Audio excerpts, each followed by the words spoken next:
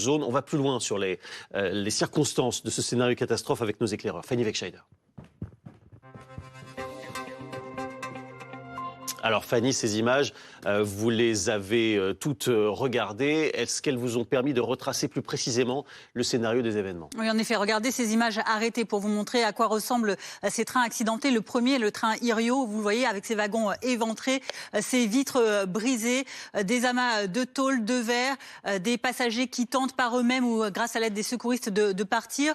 On voit effectivement ici, avec ces morceaux de tôle saillants, que le choc a été vraiment très grave, puisque ce sont, on va le voir, deux trains grande vitesse qui se sont rentrés dedans au sud de l'Espagne. Tout se passe hier soir ici. On est à Adamuz, à 200 km au nord de Malaga, à 360 km de Madrid. C'est là que la collision entre ces deux trains s'est passée. Dans le détail de la chronologie, regardez, il y a tout d'abord ce train de la compagnie privée, donc Irio, qui part de Malaga en direction de Madrid. Il roule, il avance comme ça pour quelques centaines de kilomètres au niveau de Adamuz.